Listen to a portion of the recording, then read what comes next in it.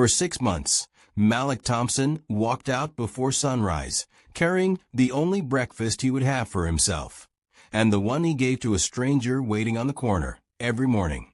Same time, same place.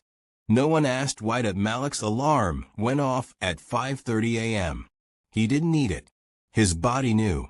6 years of double shifts had trained him like a soldier. He rolled out of bed, checked on Ayanna sleeping in the next room, and grabbed the 2 paper bags from the counter. One for him, one for her, except his bag stayed in his hand. Hers went to her. Hi, welcome to Pop Stories channel. Thanks for watching. Kindly tell me what country you're watching from. The corner of Ashland and 9th was empty at 6:10 a.m. most days. But Eleanor Wren was always there. 81 years old, frail, bent like a question mark. She sat on the same cracked bench with a folded blanket under her and a small notebook in her lap. Her hand shook when she wrote, but she wrote every morning. Malik didn't know what she wrote. He never asked, "Morning, Eleanor," he said, handing her the bag. She looked up. Her eyes were sharp, too sharp for someone living on a street corner. "You've got that fight in you," she said. Same line. Every time, Malik smiled. Tired. Real. Trying. She took the bag and opened it slowly. Toast. Eggs. Orange juice. She ate like it was the first meal she'd had in days. Because it probably was, Malik turned to leave. His stomach growled. He ignored it. He had work in 30 minutes. Then another job after that. Then picking up Ayanna from school. Then homework. Then bills. Then sleep. Then repeat. But Eleanor stayed on his mind. 6 months ago, he saw her for the first time. She wasn't asking for money. She wasn't loud. She was just there. Invisible. Like the city had decided she didn't exist. Malik knew that feeling. He was a single dad. Black. Broke. Working 2 jobs that barely paid rent. His daughter needed new shoes. The electric bill was 2 weeks late. His car was 1 oil change away from dying. But he still bought 2 breakfasts every morning. Because Eleanor reminded him of something. Dignity. She didn't beg. She didn't complain. She just sat there with her notebook and her blanket and her quiet presence.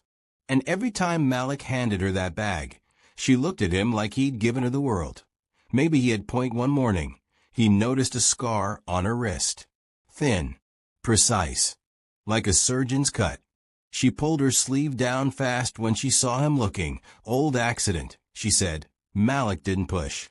But he wondered. Eleanor spoke sometimes. About places she'd been. Cities she'd seen. Jobs she couldn't name. She talked like someone who'd lived 3 lives and remembered all of them. "I work for people who didn't want to be known," she said once. Malik didn't know what that meant. But he listened, because no one else did. The neighborhood ignored her. The system forgot her. The shelters turned her away, because of paperwork she didn't have. Malik tried once to help her get into a program.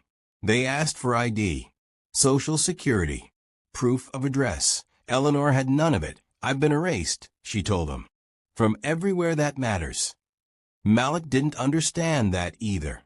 But he believed her. He kept showing up. Same time. Same place. Same quiet exchange. And Eleanor kept writing in that notebook that he never asked what she was writing. He never looked. But sometimes, when she closed it, he saw dates. Names. Numbers. Things that looked like codes. That IT scared him a little, but not enough to stop. Point one morning, as he handed her the bag, she grabbed his wrist. Her grip was stronger than he expected. "You're the only one who sees me," she whispered. Malik froze. Her eyes weren't weak anymore. They were intense. Focused. Like she was trying to tell him something she couldn't say out loud. Then she let go. "Thank you," she said softly. Malik walked away with his heart pounding. He didn't know why. But something was coming. He could feel it. What would you do if the person you helped every day turned out to be someone the world had tried to forget? He skipped breakfast. Again. because what he could barely afford he gave to her. And no one noticed that Malik's stomach had stopped growling 3 weeks ago. Now it just ached. A dull, constant reminder that he was running on empty, that he stood in front of the mirror, buttoning a shirt with a torn collar. The seam had ripped 2 months back. He didn't have money to replace it, so he kept the collar folded down and hoped no one looked too close. His reflection stared back. Tired eyes, thin face, shoulders that carried more weight than they should. He was 34. He looked 50. Ayana knocked on the bathroom door. "Dad, I need lunch money." Malik's chest tightened. He reached into his pocket and pulled out $7. 3 singles. For ones crumpled together like a bad joke. "Here," he said, handing her 5. She looked at the bills. Then at him. "Is this enough?" she asked. "It's enough," Malik lied. She didn't believe him. But she took the money anyway. Because she was 9, and 9-year-olds don't know how to fix their parents. Malik grabbed the 2 paper bags from the counter. Same routine. Same choice. Point 1 for him. 1 for Eleanor. But he opened his bag, stared at the toast and eggs inside. His mouth watered. His hand shook. Then he closed it. He put both bags in a plastic sack and walked out the door. The rent notice was still taped to the front. Bold red letters. Final notice. Pay or vacate. Malik ripped it down and shoved it in his pocket. He'd deal with it later. After his first shift. After his second shift. After picking up Ayana. After everything else that never stopped piling up. The walk to the corner took 12 minutes. Long enough for Malik to think about all the things he couldn't afford. New shoes for Ayana. The electric bill that got cut off yesterday. The car insurance that was due in 2 days. Long enough to wonder why he was still doing this. But when he got to the corner, Eleanor was there. Same bench. Same blanket. Same notebook. And the question disappeared. "Morning, Eleanor," he said, handing her the bag. She looked up. Her eyes found his. Sharp. "Steady that you've got that fight in you," she said. Malik nodded. He didn't feel like fighting. He felt like collapsing. But he smiled anyway. Eleanor opened the bag slowly. She always did. Like she was unwrapping something sacred. She pulled out the toast and took a small bite. Her hands trembled, but her face softened. "You eat yet?" she asked. Malik lied. "Yeah. Before I left." She didn't believe him either. But she didn't push. "You're a good man, Malik," she said quietly. He wanted to believe her. But good men didn't let their daughters go to school hungry. Good men didn't ignore rent notices. Good men didn't fall apart in silence while pretending everything was fine. Malik turned to leave. "Wait," Eleanor said. He stopped. She reached into her coat and pulled out a folded piece of paper. Old. Worn. Like it had been carried for years. "If something happens to me," she said, "give this to someone who'll listen." Malik's heart skipped. "What do you mean, if something happens?" Eleanor's face went blank. "Like a door closing. Just hold on to it," she said. Malik took the paper. It felt heavier than it should. "Eleanor, go," she said. "You'll be late." Malik walked away. But his hands wouldn't stop shaking. He got to work 20 minutes late. His boss didn't care. His boss never cared. Malik clocked in, put on his apron, and started stocking shelves at the grocery store. His shift was 8 hours. No breaks. No sitting. Just moving boxes and pretending his legs didn't hurt. Around noon, his phone buzzed. A text from the electric company. "Your account is past due. Service will remain disconnected until payment is received." Malik stared at the screen. He had $47 in his bank account. The bill was $130. He put the phone away and kept working. After his shift, he went straight to his second job, cleaning offices downtown. Another 6 hours. Another $11 an hour. Another night where he wouldn't see Ayana awake. By the time he got home, it was past midnight. Ayana was asleep. The apartment was dark, cold. Malik sat on the couch and pulled out the folded paper Eleanor had given him. He opened it. Inside were coordinates, a phone number, and a name, Cassandra Vale. Malik didn't know who that was, but something told him he was about to find out. That he folded the paper back up and slipped it into his wallet. Then he went to bed, hungry, exhausted, wondering how much longer he could keep this up, and hoping Eleanor would still be there tomorrow. Would you give your last meal to a stranger, even if it meant going hungry yourself? She spoke of adventures, secrets she claimed nobody could verify. And Malik began to notice something extraordinary in her eyes. That IT started small. A comment here, a story there. I once spent 3 months in Berlin, Eleanor said one morning, watching people who didn't know they were being watched. Malik paused. Like surveillance? Eleanor smiled. Slow, careful, something like that. She never explained further. Just took another bite of toast and stared at the street like she was seeing something he couldn't. Malik didn't know what to believe. Was she telling the truth? Or had the streets broken her mind the way they broke everything else? But her eyes didn't look broken. They looked sharp, focused, like a sniper measuring distance. I worked for people who didn't want names, she said another morning. People who solved problems that couldn't be solved in public. What kind of problems? Malik asked. Eleanor looked at him. Really looked. Like she was deciding how much to say. The kind that end wars before they start, she whispered. Malik's skin prickled. He wanted to ask more. But something in her face told him not to push so he didn't. Days passed. Eleanor kept talking. Bits and pieces. Stories that didn't connect. Or maybe they did, and Malik just couldn't see the thread yet. I had a daughter once, she said quietly one morning. Malik froze. She'd never mentioned family before. What happened? He asked gently. Eleanor's face went cold. Distant. I made a choice. And she paid for it. She didn't say more. Just pulled her coat tighter and went back to her notebook. Malik noticed her habits. The way she always sat facing the street. The way her eyes tracked every car that passed.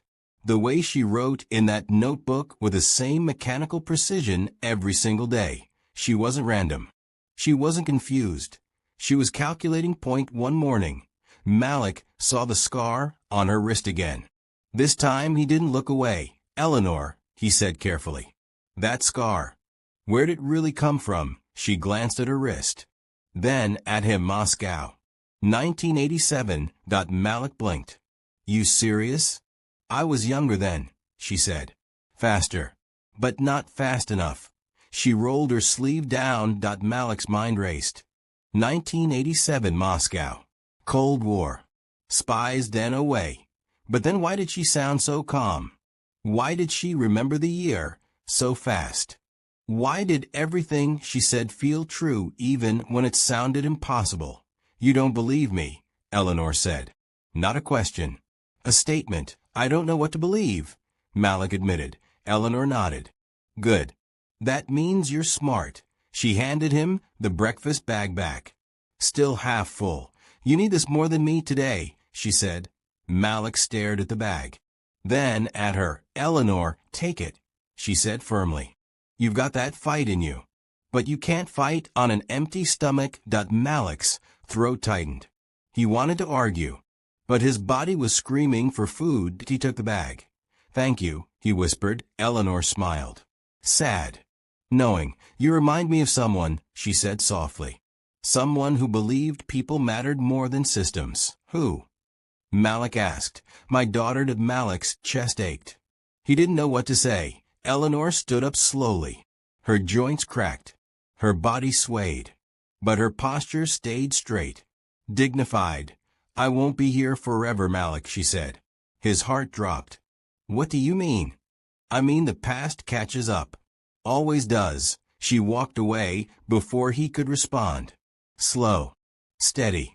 Like a soldier leaving the battlefield.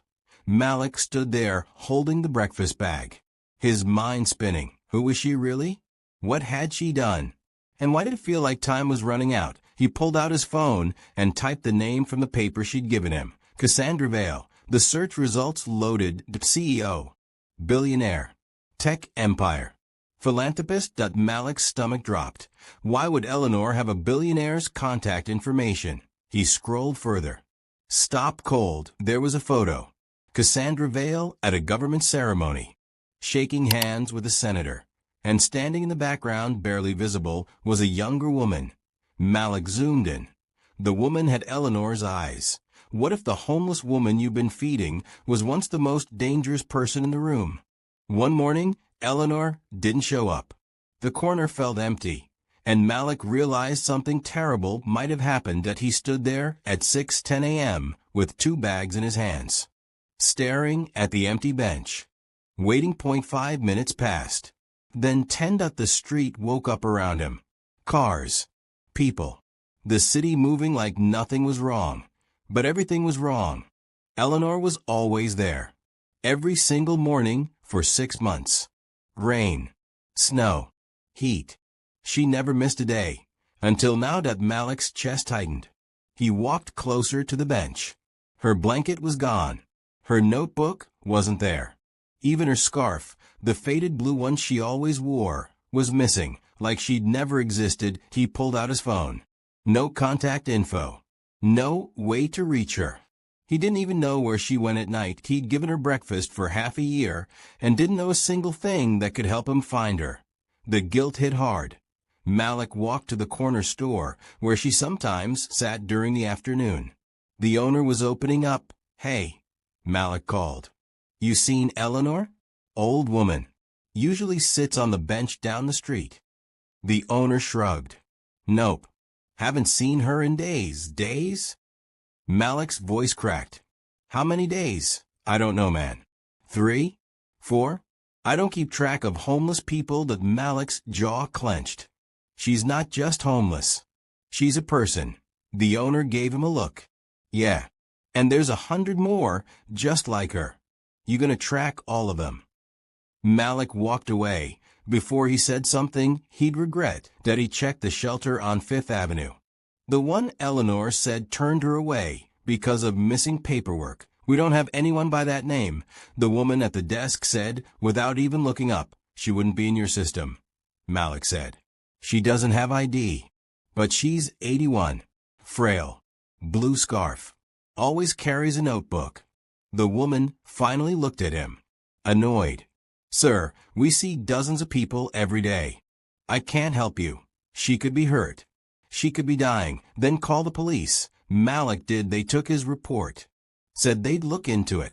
He knew they wouldn't. 3 days passed. No Eleanor. Malik kept showing up at the corner every morning. Same time. Same 2 bags. Hoping. But the bench stayed empty. Ayanna noticed something was wrong. Dad, you okay? She asked one night. Malik forced a smile. Yeah, baby. Just tired. You're always tired, she said softly. He didn't have an answer for that. On the 4th day, Malik found something. A piece of fabric caught on the bench. Faded blue. Torn at Eleanor's scarf. His hand shook as he picked it up. It smelled like old wool and rain. Like her. He looked around. The street ignored him. People walked past like he wasn't there. Like she'd never been there. Nobody cared. Malik felt rage bubbling up. How many people had walked past Eleanor for 6 months and never once stopped? How many times had the system failed her? How many chances did she get before the city just swallowed her whole? On the 5th day, Malik went to the hospital. He described Eleanor to every nurse and front desk worker who would listen. No one matching that description has been admitted. They all said, what about the morgue? Malik whispered. The nurse hesitated. We can't release that information without family consent. She doesn't have family. Then I can't help you. Malik sat in the waiting room, head in his hands, feeling helpless. Eleanor had given him a piece of paper, a name. Cassandra Vale. Maybe it was time to use it. That night, Malik pulled out his phone and dialed the number on the paper. It rang 4 times. Then a voice answered. Smooth. Professional. Cold. Who is this? Malik's throat was dry. My name is Malik Thompson. I'm calling about Eleanor Wren. Silence. Then the voice changed. Sharp. Urgent. Where is she? Malik's heart pounded. I don't know. She's been missing for 5 days. I thought, stay where you are, the voice said. Someone will contact you within the hour. The line went dead. Malik stared at his phone. His hands wouldn't stop shaking. Within 20 minutes, his phone buzzed. A text from an unknown number. We're coming. Don't talk to anyone. Don't move. Malik looked out the window. The street was dark, quiet, but headlights appeared in the distance. 3 black SUVs. Moving fast. Headed straight for his building. Malik's pulse spiked. What had he just done? What happens when the person you're trying to save turns out to be someone powerful people have been looking for? At dawn, 3 black SUVs pulled up outside Malik's apartment. A woman stepped out, sharp, commanding, and she wasn't here about him. Malik watched from the window. His stomach twisted. The SUVs weren't police, weren't ambulances. They were sleek, black, tinted windows. The kind of vehicles that didn't belong in his neighborhood. The woman who stepped out wore a tailored coat, heels that clicked on pavement like a countdown. Her hair was pulled back tight. Her face was all business. She looked up, straight at his window. Malik's breath caught. She knew exactly where he was. A knock on the door.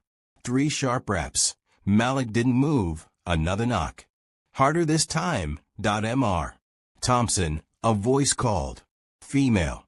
Controlled. We need to talk about Eleanor Wren. Malik's heart slammed against his ribs. He opened the door, slowly. The woman stood there. Mid-40s. Cold eyes. But not cruel. Just calculating. Cassandra Vale, she said, extending a hand. Malik stared at it. Then, at her. The billionaire, among other things. She didn't wait for him to shake. She stepped inside. 2 men in suits followed her. Silent. Watching. Wait, Malik started. Where is Eleanor? Cassandra's voice cut through the room like a blade. I don't know, Malik said. That's why I called. She's been missing for 5 days. Cassandra's jaw tightened. She turned to one of the men. Scan the area. Hospitals. Shelters. Morgues. Everything. The man nodded and stepped outside. Cassandra turned back to Malik. Her eyes drilled into him. Tell me everything. From the beginning. Malik's mind raced. Who are you? Why do you care about Eleanor? Because she's not just some homeless woman, Cassandra said. And if you've been feeding her every morning for 6 months, you already know that. Malik's throat went dry. I don't know anything. She told me stories. Said she worked for people who didn't want names. But I thought, you thought she was confused. Cassandra finished. Delusional? Old. Malik didn't answer. Cassandra's expression softened. Just barely. Eleanor Wren is one of the most important people this country has ever had. And the system erased her. Malik's legs felt weak. What? Cassandra walked to the window. Looked out at the street. She was an intelligence analyst. Worked Black Ops for 30 years. Prevented attacks you'll never hear about. Saved lives you'll never count. Malik's mind spun. Then why is she on the streets? Because she knew too much, Cassandra said quietly. And when you know too much, powerful people decide you're a risk. So they cut you loose. No pension. No records. No proof you ever existed. Malik felt sick. They just abandoned her? Worse, Cassandra said. They erased her. Every file. Every record. Every trace. She became a ghost. That's illegal. It's classified.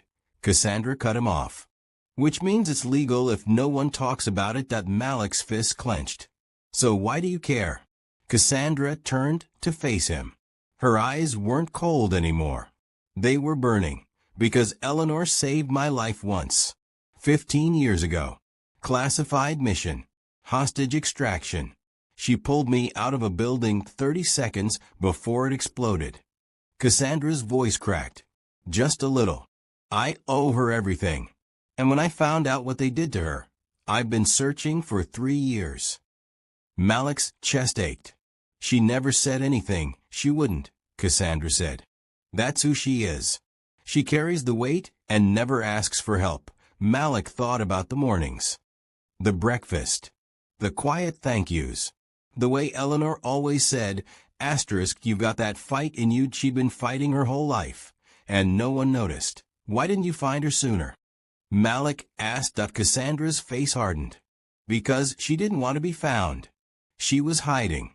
From people who still see her as a threat. What people? People who don't want their secrets exposed, Cassandra said.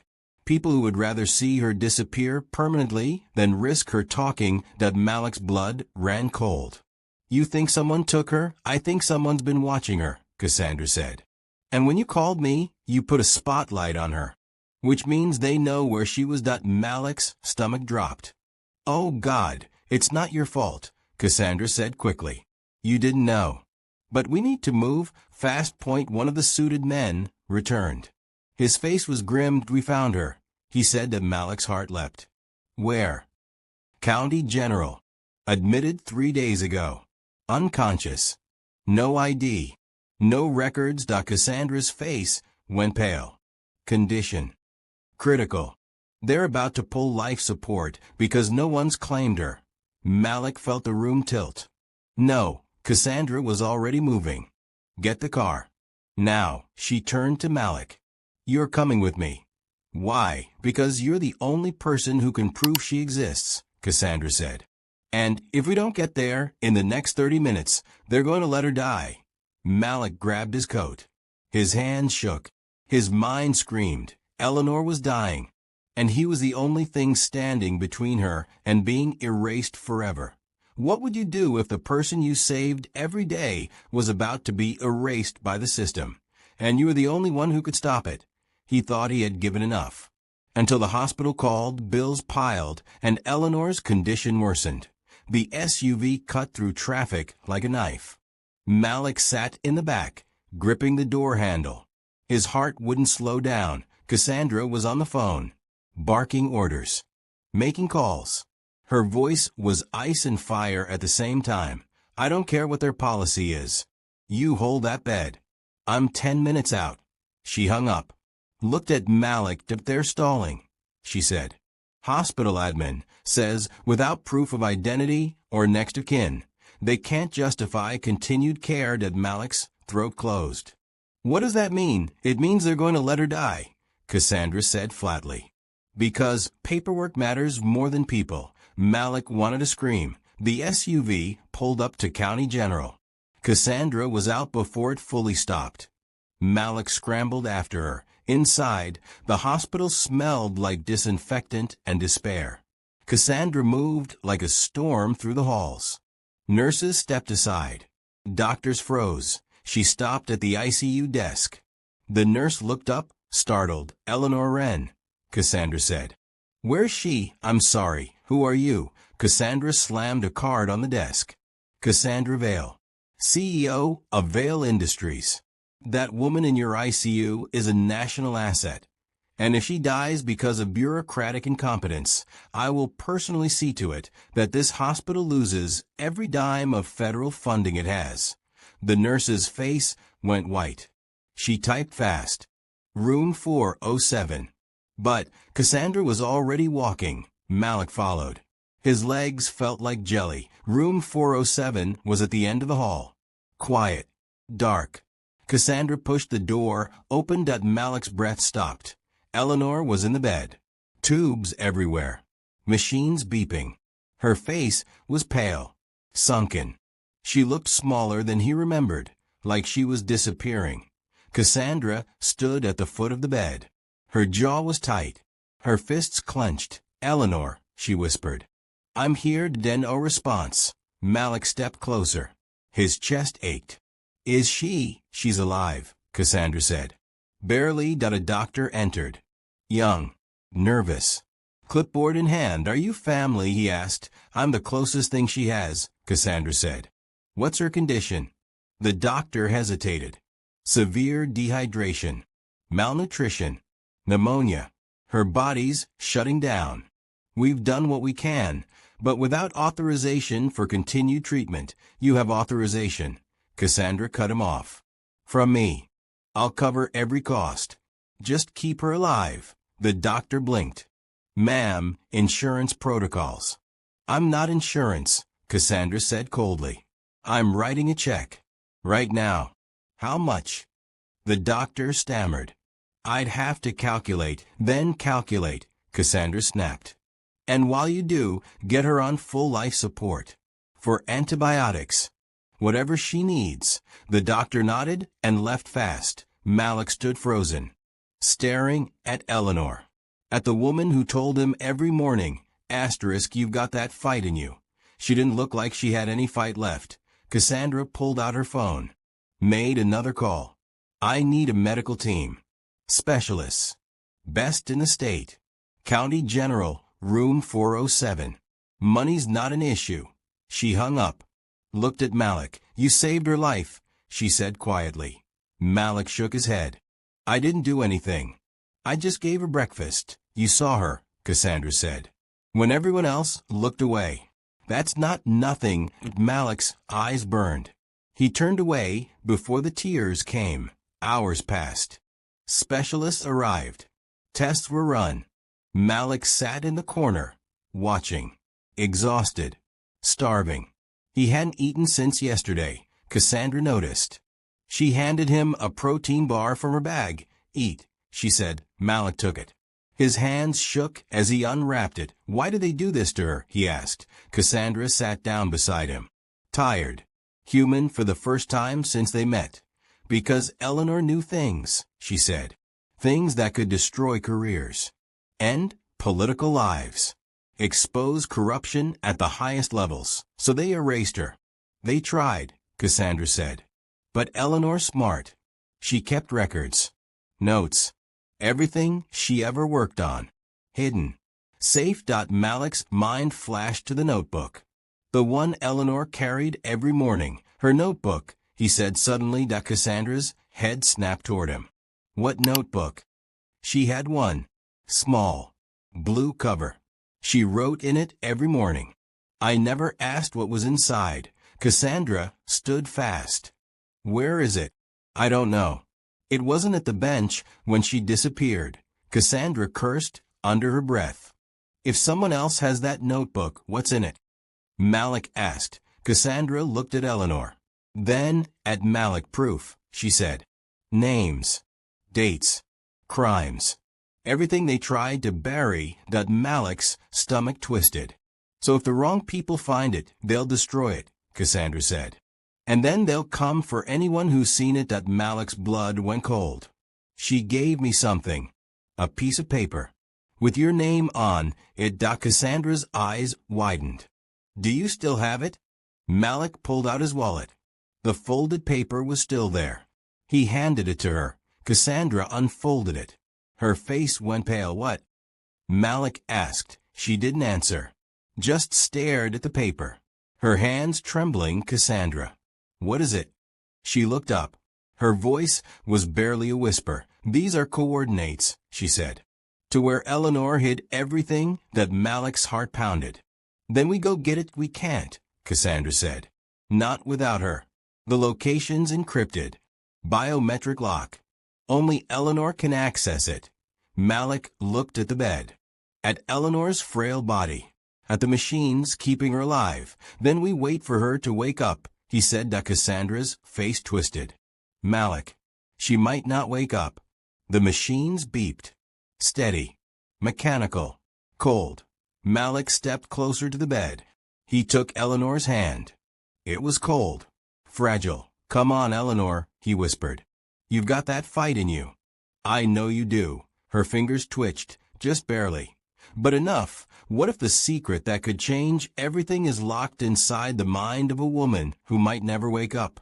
She whispered one night, I've been erased from everywhere that matters, but you've seen me. Malik was asleep in the chair when Eleanor's voice cut through the silence. His eyes shot open. He stood fast, heart racing. Eleanor's eyes were open. Barely. But they were focused. On him. Eleanor, he breathed. She tried to speak. Her lips cracked. Dry. The words came slow. You came. Of course I came. Malik said, moving closer. I've been here 3 days. Her fingers moved. Weak. Reaching, Malik took her hand. It was warmer now. Not much. But warmer, Cassandra. Eleanor whispered. She's here, Malik said. She's been fighting for you. That Eleanor's eyes closed. A tear slid down her cheek. I thought I'd die alone. Malik's throat burned. Not a chance. Cassandra entered the room. She froze when she saw Eleanor awake. Eleanor, she said softly. Eleanor turned her head. Slow. Painful. Cassandra Vale, she whispered. Still saving people. I see that. Cassandra's face cracked. Just for a second. You saved me first. Eleanor smiled. Weak. Tired. And you never forgot. Never, Cassandra said. The doctor came in. Checked vitals. Nodded. She's stable. Stronger than we expected. Cassandra exhaled. Relief flooding her face. Eleanor looked at Malik. Her voice was stronger now. Clearer. You gave me breakfast, she said. Malik nodded. Every morning. Why? The question hit him hard. He didn't know how to answer. Because you were there, he said finally. And no one else saw you. That Eleanor's eyes filled with tears. You have no idea what you did. Tell me, Malik said. Eleanor looked at Cassandra. Then back at Malik. I worked for the government for 32 years, she said. Intelligence. Black operations. Things that never made the news. Malik listened. Silent. I stopped wars before they started, Eleanor continued. I tracked terrorists. I decoded messages that saved thousands of lives. I gave everything to this country. Her voice hardened.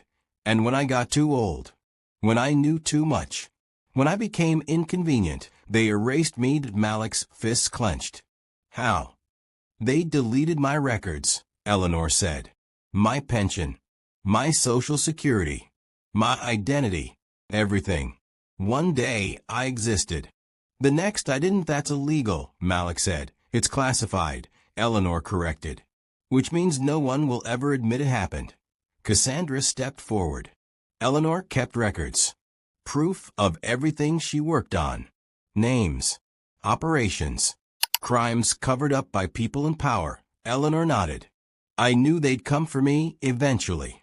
So I hid it all. Every file. Every note. Every piece of evidence. Malik's mind raced.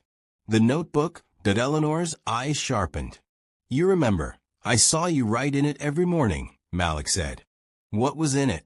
Everything, Eleanor said. Codes. Locations. Names of people who betrayed this country and got away with it. Cassandra leaned in. Where is it now? Eleanor's face went pale. Gone what? Cassandra's voice spiked. Someone took it, Eleanor said. The night before I collapsed. I was sitting on the bench. A man approached. Said he had a message. Then he grabbed my bag and ran. Malik's stomach dropped. Why didn't you tell me? Because I didn't want you involved, Eleanor said. You had enough to worry about.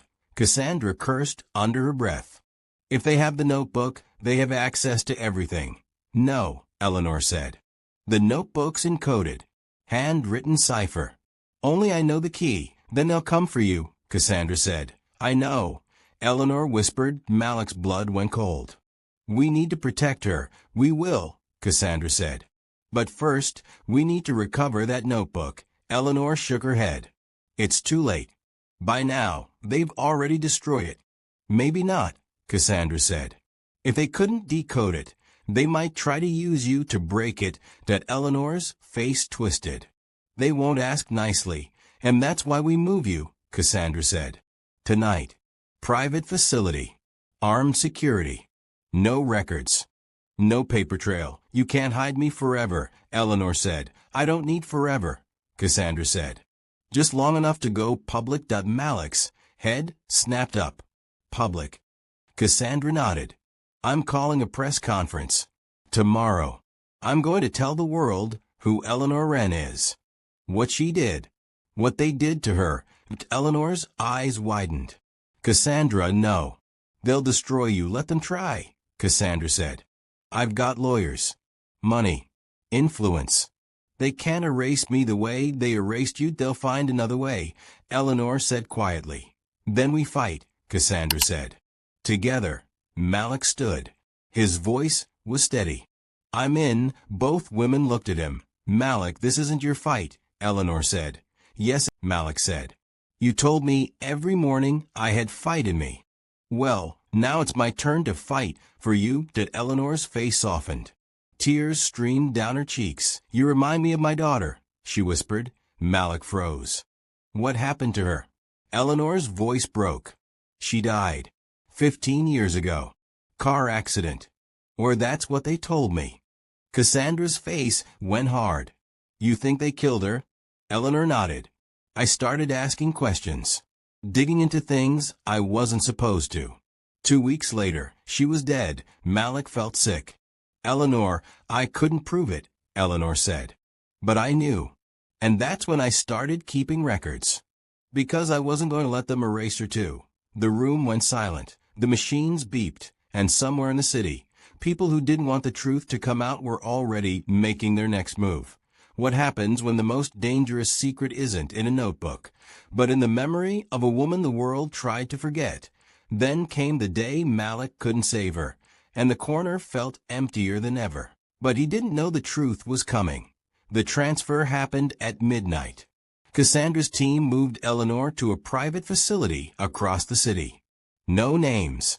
No records. Just armed guards and locked doors. Malik went home. Exhausted. Wired.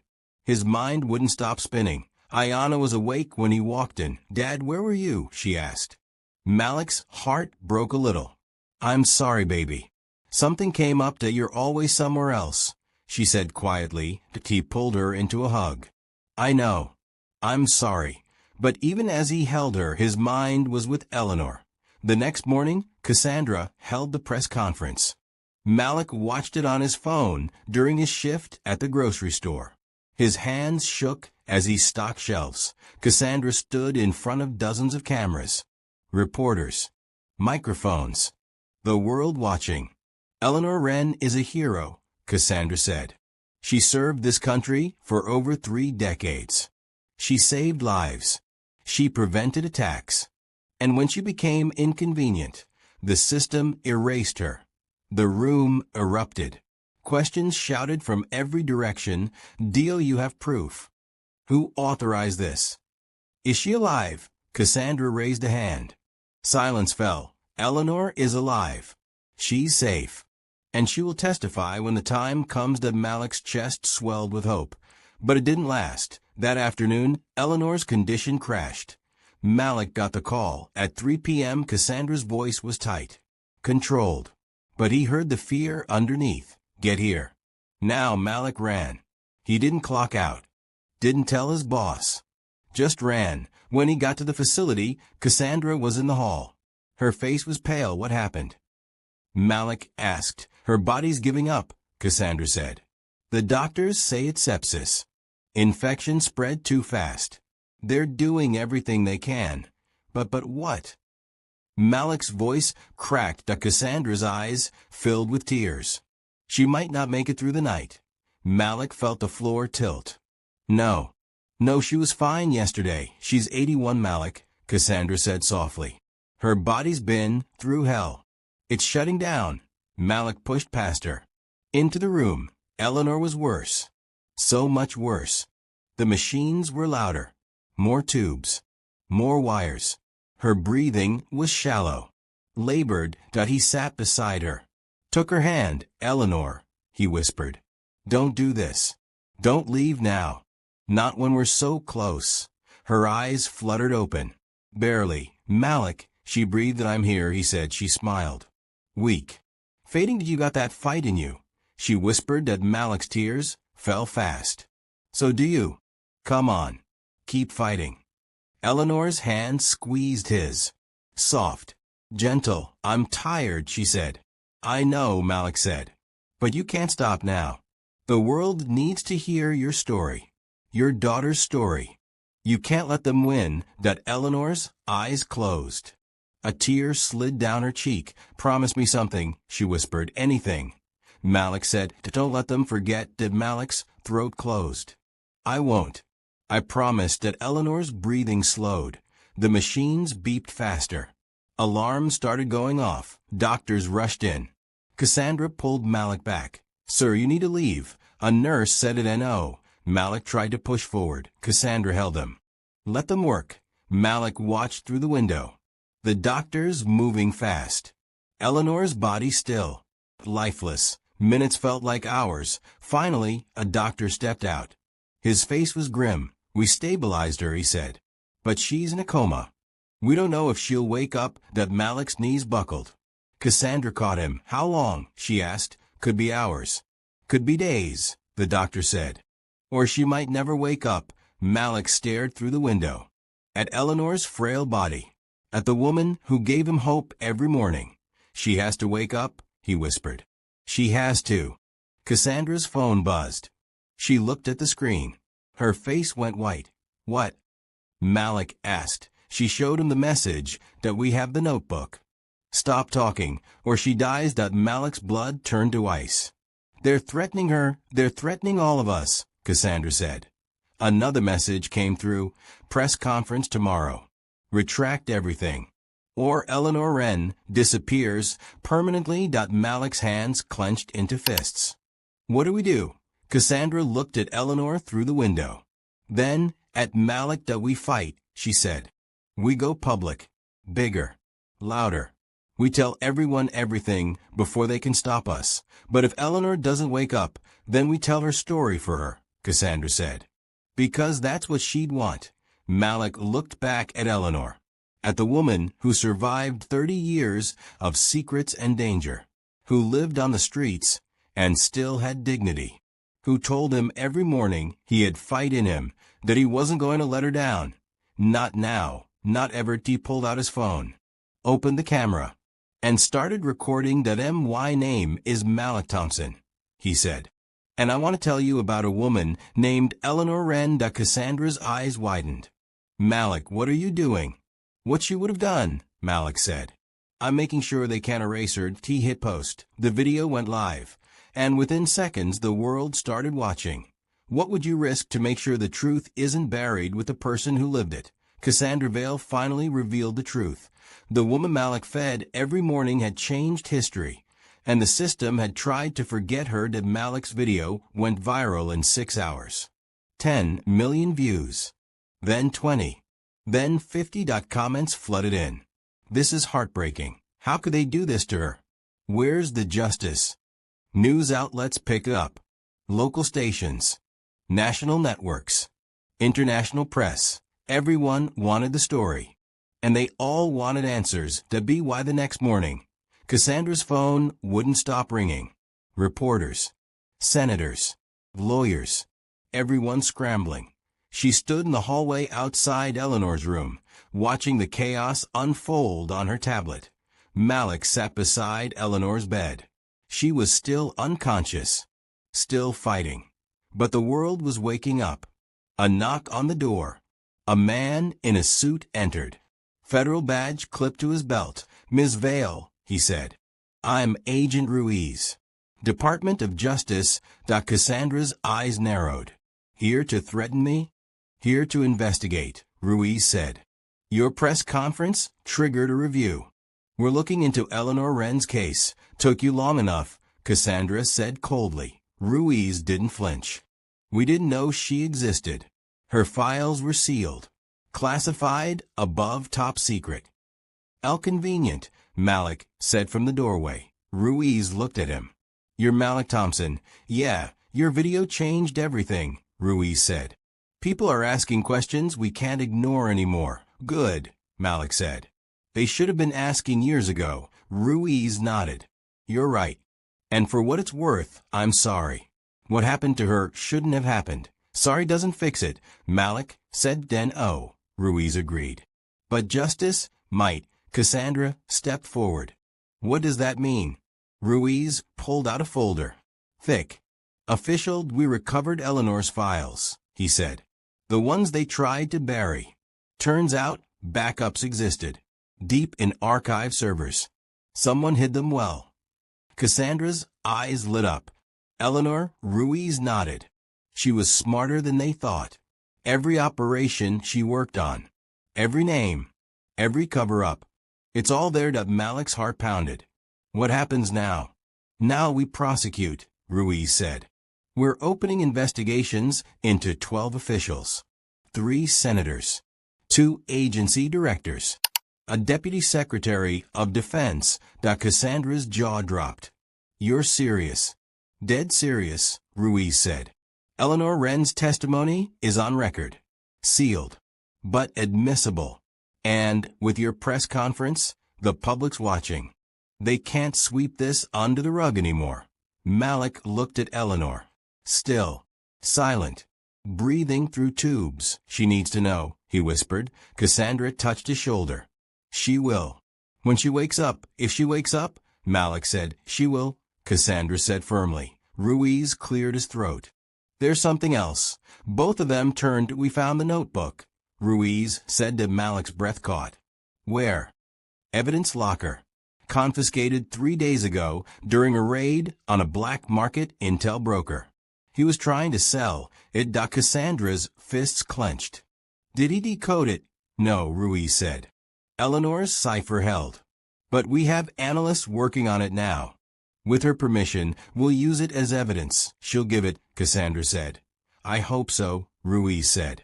Because what's in that notebook could bring down an entire shadow network. Malik's mind spun. Eleanor wasn't just a forgotten hero. She was a living bomb. A truth too dangerous to let live. That's why they erased her. The door opened. A nurse rushed in. She's waking up, the nurse said. Malik bolted to the bed. Cassandra right behind him. Eleanor's eyes fluttered. Slow. Weak. But open. Eleanor, Malik breathed. Her gaze found his. Focused. Clear. You kept your promise, she whispered. Malik's tears fell. I told you I would. Eleanor looked at Cassandra. Then at Agent Ruiz. They came, she said softly. They came, Cassandra confirmed. And they're listening now. Eleanor's face hardened. The sharpness returned to her eyes. Good, she said. Because I have a lot to say. Ruiz stepped forward. Ms. Wren, I'm with the DOJ. We've recovered your files. We're ready to move forward with investigations. But we need your testimony. Eleanor nodded slowly. You'll have it. All of it. Even if it puts you at risk. Ruiz asked. Eleanor smiled. Tired. Defiant. I've been at risk for 30 years, she said. At least now, people will know why. Malik squeezed her hand. You don't have to do this alone. Eleanor looked at him. Really looked. Like she was seeing him for the first time. I gave you breakfast every morning, she said. And you gave me back my life. Malik's throat closed. You reminded me people still see each other, Eleanor continued. In a world that trains us to look away. You didn't. And that's why I'm still here. Cassandra wiped her eyes. We're going to make this right, Eleanor. I know, Eleanor said. Because you already have. Over the next week, the story exploded. Eleanor's testimony went public. Names were named. Crimes were exposed. Officials resigned. Investigations launched. The system that tried to erase her was being torn apart. And at the center of it all was a single dad who shared his breakfast. Malik went back to work. Back to his life. But nothing felt the same. People recognized him on the street. Thanked him. Called him a hero. He didn't feel like one. He just felt like someone who did what anyone should have done. One morning, Cassandra called. Eleanor wants to see you. She said. Malik's heart lifted. She's out of the hospital. She's in a safe house. Cassandra said. Protected. Comfortable. And she asked for you. Malik didn't hesitate. He drove across the city. To a quiet neighborhood. A small house with guards outside. Inside, Eleanor sat by a window. Sunlight on her face. She looked stronger. Healthier. She smiled when she saw him. Malik, she said. That he sat beside her. You look good. I feel human again, she said. Thanks to you. I didn't do anything special, Malik said. Eleanor shook her head. You did everything that mattered. She handed him an envelope. Heavy. Sealed. What's this? Malik asked. A thank you, Eleanor said. And a future. Malik opened it. Inside was a check. His hand shook. $250,000. Eleanor, I can't. You can, she said firmly. That's 6 months of breakfasts. Of kindness. Of seeing me when no one else did. It's not enough. But it's a start. Malik's tears came fast. Use it for Ayanna, Eleanor said. For you. For a life that doesn't break you. Malik couldn't speak. He just held the envelope. And cried. What if one small act of kindness didn't just save a life, but change the world? He returned to the corner, bag in hand. The sunrise warming his back. And the world had changed in ways he would never fully know. Malik stood at Ashland and 9th, 6:10 a.m. The bench was empty. But this time, it didn't hurt that he set down the paper bag. Breakfast for one. His breakfast. The first time in 7 months, he'd eaten what he bought for himself. The toast was still warm. The eggs perfect. The orange juice cold. But he couldn't take a bite. Not yet that he sat on Eleanor's bench. The same cracked wood where she'd written in that notebook every morning. Where she told him stories no one believed. Where she'd looked at him with those sharp eyes and said, asterisk, you've got that fight in you that a jogger passed. Didn't look at him that a delivery truck rumbled by. The city woke up around him, indifferent and loud. But Malik felt something he hadn't felt in years. Peace. The $250,000 sat in his bank account. Untouched. He'd stared at the number for 3 days, afraid it would disappear if he blinked. Ayanna had new shoes. The rent was paid. 6 months in advance. The electric company apologized for the inconvenience and reinstated his service with a credit. His car got an oil change. And new tires. And a full tank of gas. For the first time in 6 years, Malik wasn't drowning. But the money wasn't what changed him. It was Eleanor. His phone buzzed.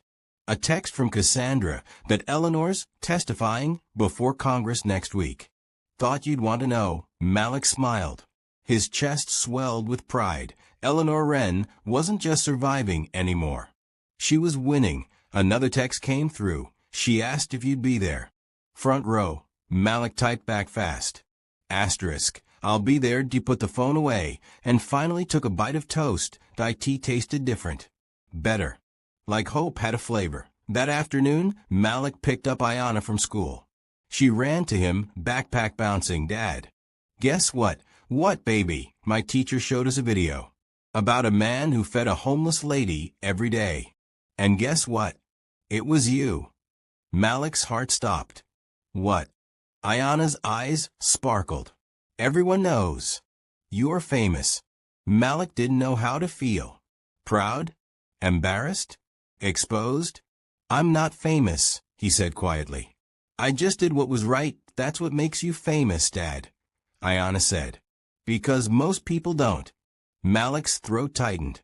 His daughter, 9 years old, understood something most adults never would. That night, Malik sat with Ayanna at the kitchen table. Homework spread out between them. She looked up suddenly. Dad, can I ask you something? Anything. Why did you give her your breakfast? Even when we didn't have much. Malik set down his pen. He thought carefully. Because, baby, some things matter more than being comfortable. Eleanor was invisible. And I knew what that felt like. Ayanna nodded slowly. So you saw her? Yeah, Malik said. I saw her. Will you still go to the corner? She asked. Malik paused. Why do you ask? Because maybe someone else is there now. Someone else who's invisible. Malik's eyes burned. His daughter wasn't just smart. She was wise. Yeah, he said softly. I'll still go. The next morning, Malik returned to the corner. Same time. Same bag. But this time, Eleanor wasn't there. Someone else was. A young man. Maybe 25. Thin. Tired. Sitting on the same bench with a cardboard sign that read, asterisk veteran. Hungry. Anything helps. Asterisk. Malik's chest tightened till he walked over. The young man looked up. His eyes were hollow. Defeated, Malik handed him the bag. The man blinked. Confused. "What's this?" "Breakfast," Malik said simply. The man's face crumpled. I can't pay you. I'm not asking you to," Malik said. The man opened the bag slowly. His hands shook. When he saw the food, tears streamed down his face. "Thank you," he whispered. "You have no idea what this means," Malik smiled. Sad. Knowing, "I think I do," he said. He turned to leave. "Wait," the man called. "What's your name?" Malik paused. "Malik. I'm Daniel," the man said. Will you be back?" Malik looked at him. Really looked. The way Eleanor had looked at him every morning. "Yeah," Malik said.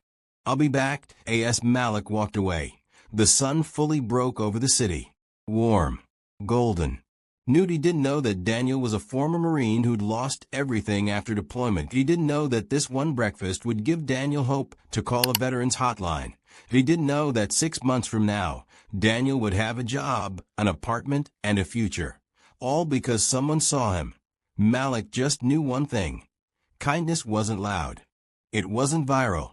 It wasn't always recognized, but it was always worth it. And somewhere across the city, Eleanor Wren sat in a safe house, writing in a new notebook. Not secrets this time, just gratitude. What if the person you walk past today is one breakfast away from hope? Drop a comment below.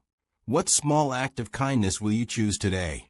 And if this story moved you, share it with someone who needs to remember that one person can make a difference. Because Malik Thompson did. And so can you.